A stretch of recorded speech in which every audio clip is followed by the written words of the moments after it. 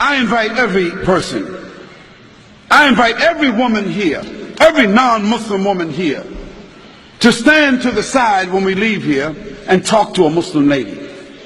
I mean, now, let's not ask Barbara Walters about how Muslim women feel. You know, let's not ask Tom Brokaw how Muslim women feel. Let's not ask CNN, ABC, Fox. Let's not ask the London Times or the Australian Times. Let's not ask non-Muslims about how Muslim women feel, how they live, what are their principles, what are their challenges. If you want to be fair, ask a Muslim woman. Ask my wife.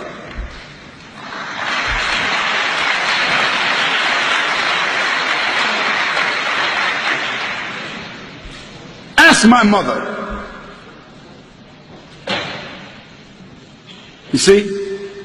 Ask a Muslim woman that knows her religion, who has a relationship with her Creator, who is stable in her society, understanding her responsibilities, her relationships. Ask her.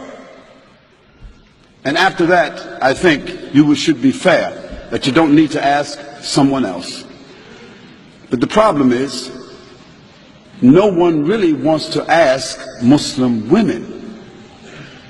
We want to take pictures of women in Afghanistan, and pictures of women in Palestine, and pictures of women in Pakistan, and pictures of women over here. And we want to listen to what people say about female circumcision, as if Muslims got women, 1,000, 10, 30,000, 40,000 Muslim women all over the world is being circumcised.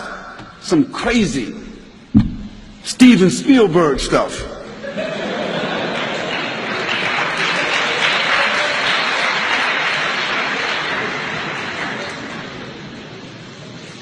And let me give you a statistic that you should know about. If you take a quota in this room right here, I'll tell you this. Most every Muslim woman in this room will be a college graduate, or is a college graduate, or is very intelligent and very much socially endowed. And within her family structure, we find that women control the wealth more so than men. Now, what does that say to you?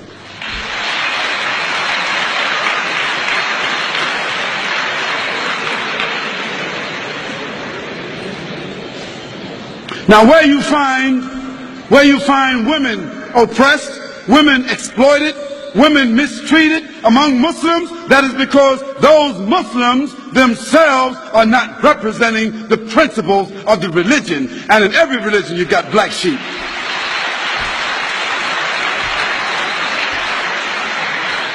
But then again, you can't tell me that the 148,000 prostitutes that walk the streets in the UK, or the 76,000 prostitutes that walk the streets of Holland that have licenses to do so, you can't tell me that all these little young naked little girls walking around Australia with no clothes on, you can't tell me that they represent liberation.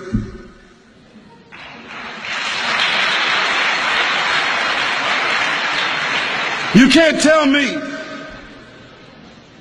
that the 2,350 abortions, murders that take place with these young women, you can't tell me that that represents sophistication.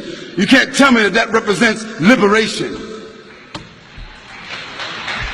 You can't tell me that a naked woman sitting on a chocolate bar, a naked woman selling everything, toothpaste, everything, you can't tell me that doesn't represent exploitation. So let's put things in context. Let's talk about things correctly, and let's be fair, and let's be objective. We can talk about that a little bit more if you want to. And let me give you one more statistic. One more. prostitution, venereal disease, abortion, and pedophilia. And this horrendous number of children being raped and kidnapped that exists in the Western world, it is almost unheard of in the Muslim world.